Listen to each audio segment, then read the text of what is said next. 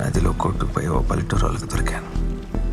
చావు బతుకుల్లో ఉన్న నన్ను వాళ్ళ ఊరికి తీసుకెళ్ళి వైద్యం చేయించి కాపాడారు.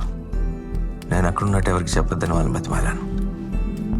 10 రోజులు అక్కడే ఉన్న నేను ఎలాగో చచ్చిపోయానని మా యూనిట్ వాళ్ళు అనుకుంటున్నారు కాబట్టి కొన్నాళ్ళు సాగిపోతుండే అప్పుడు మళ్ళీ మా యూనిట్ వాళ్ళకి రిపోర్ట్ చేద్దాం అనుకున్నాను. నన్ను కాపాడిన వాళ్ళు నాకు ఫోన్ ఇచ్చారు. ఆ ఫోన్ నుంచి సాయిబాకి కాల్ చేయడానికి ట్రై చేశాను, కానీ ఎన్నిసార్లు ట్రై చేసినా ఫోన్ స్విచ్డ్ ఆఫ్ అని వచ్చింది. జనరల్గా నాకు సాయిబా ఈమెయిల్ పంపిస్తుండేది. ఒకసారి చెక్ చేద్దామని ఈమెయిల్ ఓపెన్ చేశాను. అసలు ఏమైందో అప్పుడు తెలిసింది.